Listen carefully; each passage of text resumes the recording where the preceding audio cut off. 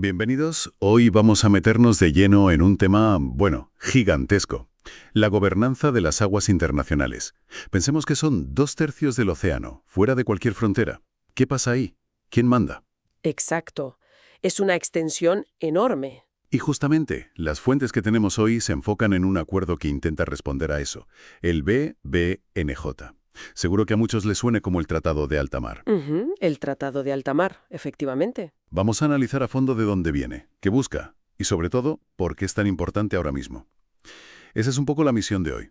A ver, para empezar, llama la atención que hasta hace nada, esta zona inmensa, la alta mar, los fondos marinos, las llamadas ABNJ, ¿no?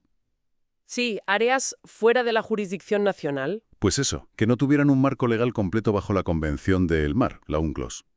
Era como una especie de, bueno, de vacío, ¿no? Totalmente. Había una fragmentación muy grande.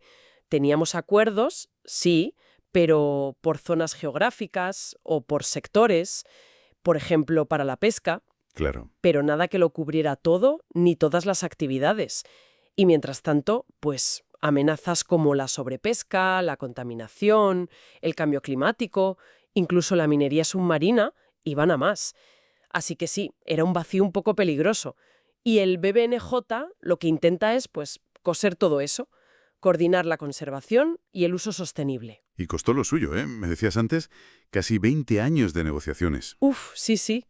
Un proceso larguísimo, hasta que por fin se acordó el texto en marzo de 2023. Un hito, la verdad. Se ha llegado a decir que es la mayor victoria conservacionista de la historia. Suena potente. ¿Qué es lo que tiene dentro exactamente? Pues mira, lo interesante es que ataca el problema desde 4 ángulos, digamos, 4 pilares. Vale. Los recursos genéticos marinos, los RGM, y cómo se reparten los beneficios que salgan de ahí. RGM. Hablamos de organismos con potencial para farmacia, cosmética, cosas así. Exacto. Piensa en eso. El acuerdo busca que si se descubren cosas valiosas, los beneficios, sean dinero o no, se repartan de forma justa y equitativa. Pero aquí las fuentes señalan algo polémico, ¿verdad? Que el pescado y la pesca quedan fuera de esto. Sí, es un punto.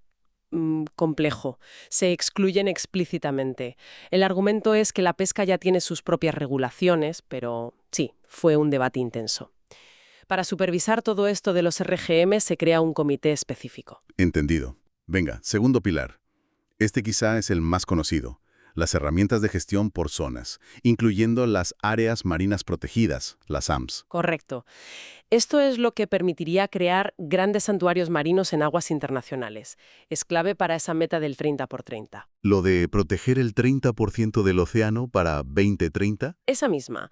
Ahora, ojo, el tratado no crea las AMS de por sí, da la herramienta.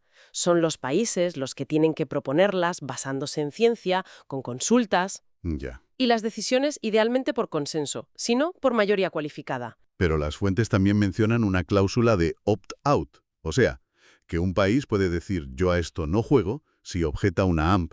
¿Eso no lo debilita un poco? Es una preocupación real, sí. Refleja la tensión entre un acuerdo global y la soberanía de cada Estado. Fue parte del compromiso para lograr el acuerdo. Su efectividad, pues, dependerá de la voluntad política que haya, claro. Vale, tiene sentido. Vamos al tercero. Si se hacen actividades ahí fuera, ¿cómo nos aseguramos de que no sean un desastre ambiental? Ahí entran las evaluaciones de impacto ambiental, las EIA. El tratado obliga a los países a hacerlas antes de autorizar actividades que puedan dañar el medio marino en esas zonas A, B, J. Obligatorio entonces. Sí, para actividades concretas. Luego también se habla de evaluaciones ambientales estratégicas, que son más amplias para planes o programas, pero esas no son obligatorias como tal. Y el cuarto pilar toca la fibra de la desigualdad, ¿no? Efectivamente, es la creación de capacidad y la transferencia de tecnología marina. La idea es apoyar a los países en desarrollo o los que tienen desventajas geográficas, que tengan la ayuda necesaria, sea información, tecnología, dinero, formación, para poder aplicar el tratado y participar en igualdad de condiciones. Que no se quede solo en manos de los países más ricos, digamos. Exacto. Busca equidad. Y también tendrá su propio comité para supervisarlo. Bien, tenemos los 4 pilares. Pero, ¿quién vigila todo esto? ¿Cómo se organiza el día a día? Pues se monta una estructura. Habrá una conferencia de las partes, la COP, que es como el órgano jefe, el que toma decisiones y supervisa. Como en las cumbres del clima. Parecido, sí. Luego, un órgano científico y técnico para asesorar con base científica. Una secretaría para el papeleo y la administración. Y algo muy importante, un mecanismo de intercambio de información. ¿Para qué?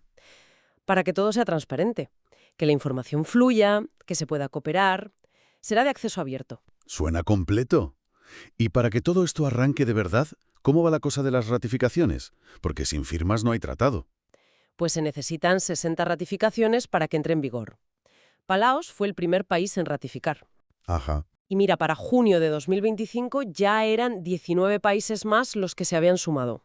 O sea, se va acercando al número mágico. Bueno, no está mal el ritmo. No, no está mal. Y además, actores importantes como la Unión Europea han dicho que van a poner dinero para ayudar a otros países a ratificar y a empezar a implementarlo. Eso ayuda. Entonces, resumiendo un poco. Estamos hablando de un intento histórico, ¿no? De poner un poco de orden en la última gran frontera salvaje del planeta. Sin duda. Un esfuerzo por equilibrar, por un lado, la protección de toda esa vida marina increíble que hay ahí fuera, y por otro, los usos que hacemos o queremos hacer del océano. Exacto, y su importancia es global. La salud de la alta mar nos afecta a todos. Regula el clima, ¿sabes? Absorbe muchísimo carbono, sostiene pesquerías. Claro. Y luego está esa dimensión de equidad que comentábamos, que los beneficios del océano, que son de todos, se repartan de una forma más justa. Queda claro que es un paso adelante enorme. Pero, y esto ya como reflexión final para quien nos escucha, con esos mecanismos como el opt-out para las áreas protegidas o esa exclusión de la pesca del reparto de beneficios genéticos, ¿será suficiente? ¿Logrará este marco armonizar de verdad los intereses económicos, que son muy potentes, con la urgencia de conservar esa inmensidad que es la alta mar?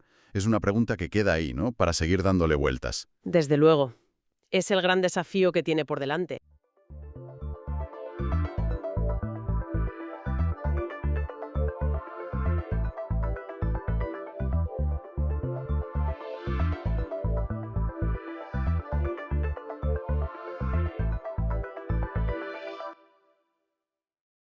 Bienvenida o bienvenido. Hoy nos metemos de lleno en la metafísica, esa rama de la filosofía que, bueno, Aristóteles llamó filosofía primera. Busca entender la estructura, la más básica de la realidad. Exacto. Tradicionalmente se centra en lo que existe por sí mismo, digamos, independiente de nosotros. Pero también, y esto lo señala nuestra fuente enciclopédica, explora cómo nuestros propios conceptos le dan forma a esa comprensión que tenemos. La idea es desentrañar lo más fundamental, ¿no? Eso es, lo más general de lo que hay. Vale. Pues nuestra fuente recopila visiones muy distintas sobre estas cuestiones, que son, la verdad, bastante abstractas. Vamos a intentar sacar algunas ideas clave. Ideas que quizá nos hagan replantearnos cosas. Por ejemplo, algo tan básico como ¿qué significa realmente existir? Parece obvio, pero Parece, pero no lo es tanto. La fuente lo complica así. Vamos allá de diferenciar, no sé, una silla real de Pegaso. Menciona posturas muy enfrentadas. ¿Es la existencia una propiedad más? Como el color, la forma. claro. O, como defienden otros, es algo más, fundamental. Una condición para poder tener propiedades. Y lo más llamativo que recoge la fuente, yo creo, es la idea de Alexius Meinung. Habla de objetos inexistentes. Objetos inexistentes. Pero ¿cómo va a ser eso? Algo imposible como un círculo cuadrado. No, no exactamente. Meinung se refería más a cosas como, bueno, como Pegaso, que has mencionado. O una montaña de oro perfectamente posible, pero que simplemente no existe en nuestro mundo. Según esta visión, que la fuente explica, estos objetos tendrían un tipo de ser. Podemos pensar en ellos, ¿no? Describirlos. Pegaso es un caballo alado, ¿sí? Parezcan de existencia real, física. O sea, desafía nuestra idea normal de que algo existe o no existe, punto. Vale, vale. Eso ya. Ya da que pensar, sí. Un poco de vértigo. Y, hablando de tipos de cosas, la fuente también le dedica bastante espacio a la diferencia entre particulares y universales. ¿Podrías aclararnos esto un poco? Quizá con algún ejemplo que use la fuente. Claro. A ver, un particular es esta taza concreta que tengo aquí. O tú, o yo. Entidades únicas, individuales. Los universales serían las cualidades que distintas cosas comparten. El blanco, de la taza, por ejemplo, o la humanidad que compartimos tú y yo. Ah, vale. El gran debate, que la fuente expone muy bien, es si estos universales, como la blancura en sí misma, existen de verdad, por su cuenta. Entiendo. Sería como preguntarse si la receta de la tarta de manzana existe por sí misma, separada de cualquier tarta de manzana concreta que hagas. Buena analogía. Sí, sí funciona. Un realista platónico diría que sí, que la receta perfecta existe, digamos, en un mundo de ideas. Un realista aristotélico diría que no, que solo existe en las tartas concretas. ¿Y los otros? Y luego está el nominalista, como señala la fuente. Diría que no, que ni hablar, que solo existen tartas individuales. Y receta es solo una palabra, una etiqueta útil para agrupar cosas que se parecen. La fuente no toma partido, pero te muestra cómo cada postura intenta resolver ese problema de cómo hablamos de cualidades compartidas. Muy interesante. Y esta cuestión sobre qué tipos de cosas existen realmente nos lleva a otra pregunta clave que aborda la fuente. La relación entre lo físico, nuestro cerebro, por ejemplo, y lo mental, nuestros pensamientos, la conciencia, el famoso problema mente-cuerpo. Efectivamente, un clásico. La fuente lo que hace es contrastar el dualismo de toda la vida, mente y cuerpo, como dos cosas distintas, con el monismo. Y dentro del monismo, lo más común hoy en día, y eso se refleja en el texto, es el materialismo o fisicalismo. Que todo es físico, ¿no? Eso es. Todo es físico y la mente es, pues, un producto del cerebro, algo que emerge de la materia. Aunque, ojo, la fuente también menciona otras opciones. El idealismo, que diría que todo es mental o depende de la mente, y también el monismo neutral, que es, bueno, más raro. Dice que la realidad última no sería ni mental ni física, sino algo previo. Pero a ver, si somos pura materia que sigue leyes físicas, como diría el materialismo que destaca la fuente, ¿qué pasa entonces con el libre albedrío? ¿No seríamos como, bueno, como robots muy complejos? Ahí está la gran tensión. La fuente explora justo eso. Libre albedrío frente a determinismo causal. El incompatibilismo dice que no puedes tener las dos cosas. O somos libres o todo está ya determinado por causas anteriores y las leyes naturales. No hay punto medio. O una cosa o la otra. Pero la fuente también detalla la otra visión, el compatibilismo, que es la idea de que quizá la libertad sí puede coexistir con el determinismo. Quizá ser libre signifique simplemente actuar según nuestros deseos, sin que nadie nos obligue desde fuera. Vale. Aunque esos deseos en última instancia estén determinados por nuestra biología, nuestro entorno, etc. Suena un poco a intentar salvar la libertad cambiando la definición, ¿no? ¿La fuente da alguna pista o algún criterio para distinguir esa libertad compatibilista de una ilusión muy bien montada? Más que un criterio definitivo que yo creo que no lo da, la fuente expone los argumentos de cada lado y las dificultades que tiene cada postura. Lo que sí subraya son las enormes implicaciones éticas. Porque claro, si no somos libres en un sentido fuerte, ¿qué pasa con la responsabilidad moral? Claro, ¿somos responsables de nuestros actos? Exacto. Es una de las grandes preguntas abiertas que la metafísica pues sigue debatiendo. No hay respuesta fácil. Pues para ir cerrando un poco. Hemos visto que la metafísica, según nos cuenta la fuente, se mete en preguntas increíblemente difíciles. Sobre qué existe, cómo son las cosas, la mente, la causalidad. Cierto. Y como hemos visto, no hay respuestas sencillas ni únicas. La propia fuente menciona las críticas que se le hacen a la metafísica. Desde el escepticismo, ¿podemos realmente saber algo de todo esto? Hasta el positivismo lógico. ¿Tienen siquiera sentido estas preguntas?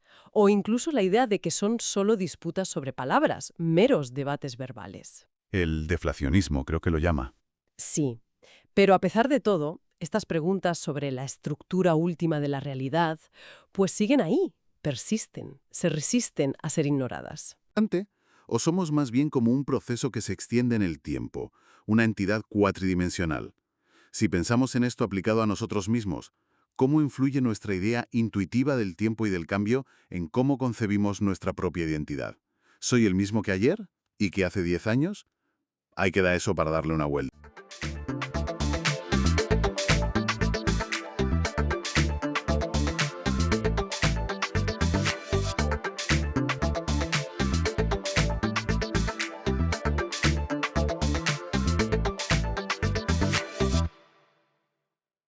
Hola y bienvenidas y bienvenidos. Hoy nos metemos de lleno en el mundo de los mamuts.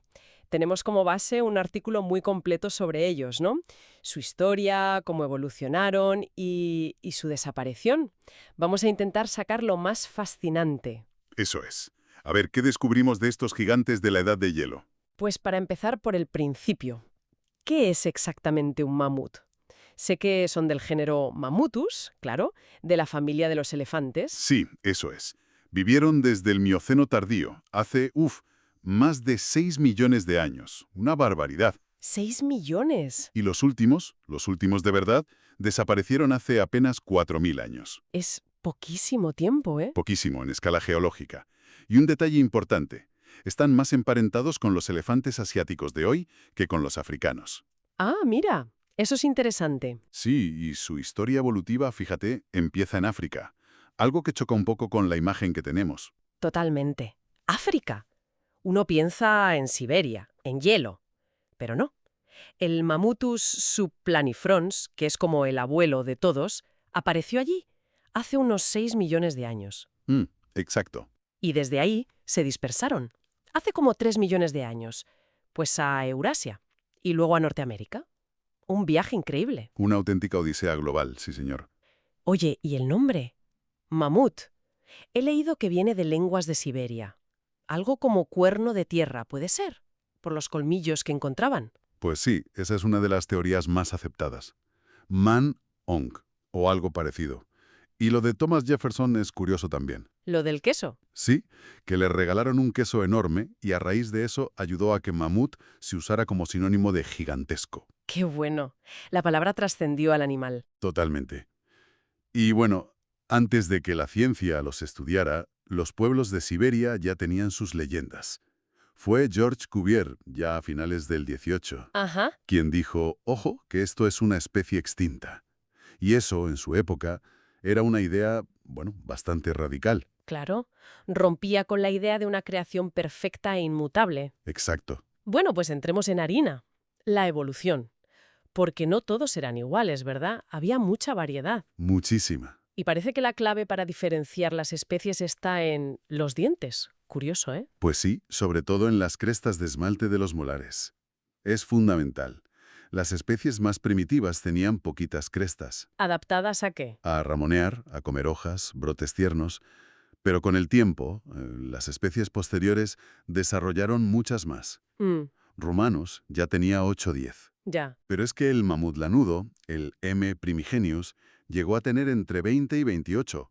Una pasada. ¡Qué barbaridad! ¿Y eso por qué? Pues por un cambio en la dieta, pasaron a comer hierbas de estepa, pastos muy duros, muy abrasivos, necesitaban muelas mucho más resistentes. Así que los dientes nos cuentan su adaptación al medio. O sea, que la evolución se lee en la boca, literalmente.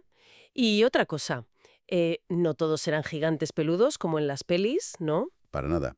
El mamut lanudo famoso era en tamaño parecido a un elefante africano actual, que ya es grande, pero bueno, Claro, no era un monstruo descomunal siempre. aunque los hubo enormes, ¿eh? El mamut de la estepa, el M. trogonterii, ese sí que era un coloso. Podía pasar de los 4 metros de altura y las 12 toneladas, imagina. Buf, impresionante. Pero también hubo pequeños. Y tanto. El fenómeno del enanismo insular. En Creta, por ejemplo, vivió el M. creticus, apenas 1 metro de alto. ¿Un metro? Y unos 180 kilos. Vamos, un mamut de bolsillo, casi. Cuesta creerlo. Un contraste brutal. Tremendo. Y luego, claro, los colmillos. Enormes, retorcidos en espiral, que además crecían durante toda su vida, ¿no? Sí, continuamente. Algunos ejemplares tienen colmillos de más de 4 metros. Una defensa, un símbolo de estatus, quizá para apartar nieve. Tenían múltiples usos. Y el pelo, el famoso pelo lanudo. ¿Era algo de todos los mamuts? No, fue sobre todo una adaptación al frío extremo, típica de las especies más tardías, como el lanudo. Tenían una capa interna de pelo fino y otra externa de pelos largos y gruesos. Ajá. Además de otras adaptaciones, orejas y cola pequeñas para minimizar la pérdida de calor, una capa de grasa subcutánea muy gruesa, e incluso se habla de una joroba de grasa parda, como los camellos, pero para generar calor. ¡Qué sofisticado! Sí, pero las especies más antiguas, que vivieron en climas más templados, como el M. meridionalis, probablemente tenían menos pelo, quizá como los elefantes actuales. O sea que la imagen icónica es solo una parte de la historia. Exacto, la más famosa pero no la única. ¿Y qué hay de nuestra relación con ellos, con los humanos? ¿Desde cuándo interactuamos? Uf, desde hace muchísimo. Hay evidencias de interacción de hace casi 2 millones de años, aunque el principio sería más bien carroñeo, ¿sabes? Aprovechar restos. Entiendo. Pero ya más tarde, durante la última glaciación, los humanos modernos, nosotros, bueno, nuestros antepasados, ya cazaban mamuts lanudos de forma organizada. Eran una fuente de recursos fundamental, Usaban todo. prácticamente todo. La carne para comer, claro. Los huesos y el marfil para hacer herramientas, armas, refugios y arte. Las pinturas en las cuevas, las figurillas. Las Venus paleolíticas a veces. Bueno, y representaciones de los propios mamuts. Incluso en América hay posibles grabados de mamuts colombinos hechos por paleoindios. Formaban parte de su mundo material y simbólico. ¿Y entonces? ¿Por qué desaparecieron? Si eran tan importantes y estaban tan adaptados, ¿qué pasó? Pues no hay una única respuesta. Parece que fue una combinación de factores, un cóctel letal, digamos. ¿El clima? Sí, el cambio climático fue clave. Después del último máximo glacial, hace unos 20.000 años, el clima empezó a calentarse. Y esto cambió los paisajes. Ujú. Su hábitat favorito, la estepa tundra, esa pradera fría y seca, se redujo muchísimo. Fue reemplazada por tundra más húmeda y por bosques, que no les iban tan bien. Perdieron su hogar, básicamente. En gran medida, sí. Y a eso se sumó la presión de la caza humana. Los humanos éramos cada vez más eficientes cazando. Así que, cambio climático y caza, la combinación fatal. Probablemente. La mayoría de las poblaciones continentales se extinguieron hace unos 10.000 años, más o menos, al final de la Edad de Hielo. Pero hay una coletilla, ¿verdad? No todos desaparecieron entonces. Exacto. Y esto es fascinante. Algunas poblaciones quedaron aisladas en islas y sobrevivieron miles de años más. ¿Dónde? Por ejemplo, en la isla de San Pablo, en Alaska. Allí aguantaron hasta hace unos 5.600 años. Increíble. Y la última población conocida, el último reducto, estaba en la isla Wrangel, en Siberia, en el Ártico, y desaparecieron hace solo 4.000 años. 4000 años. Pero eso es contemporáneo de las primeras civilizaciones. Exacto. De Egipto, de Mesopotamia. Exactamente. Mientras se construían las pirámides de Giza, todavía había mamuts lanudos vivos en la Tierra. Es algo que, bueno, a mí me vuela la cabeza. A mí también. Cambia totalmente la perspectiva, no es algo tan prehistórico remoto. Para nada. Y la extinción en esas islas también tuvo sus causas particulares. En San Pablo parece que fue la falta de agua dulce. En las islas del Canal de California, donde vivía el mamut enano M. exilis, la subida del nivel del mar redujo su espacio justo cuando llegaron los humanos y cambió el clima. O sea, finales distintos para historias distintas. Eso es. El mamut colombino, el grande de América, se extinguió antes, hace unos 12.500 años, como parte de esa gran extinción de la megafauna americana al final del Pleistoceno. Qué complejo todo. Mucho. Entonces, para resumir, los mamuts fueron un linaje increíblemente diverso, adaptados a climas distintos, con tamaños que iban de gigantes a enanos, tuvieron una larga historia muy entrelazada con la nuestra. Sí. Y su final no fue un evento único al final de la Edad de Hielo, sino un proceso largo, escalonado y con causas múltiples. Exacto. No fue un apagar la luz de golpe. Fue más bien un irse apagando poco a poco con algunos rescoldos que duraron mucho más. Y como reflexión final, Pues precisamente eso, el hecho de que una población aguantara hasta hace 4.000 años en Wrangel nos recuerda lo reciente que fue en realidad su presencia en la Tierra. Y lo rápido que pueden cambiar los ecosistemas, lo rápido que puede desaparecer una especie, incluso una tan emblemática. da que pensar, desde luego. Y nos deja con la pregunta, ¿no? ¿Qué otras historias, qué otros secretos sobre estos gigantes, sobre cómo era el mundo entonces y sobre nosotros mismos estarán todavía ahí fuera, conservados en el hielo o en los sedimentos, esperando a que los descubramos?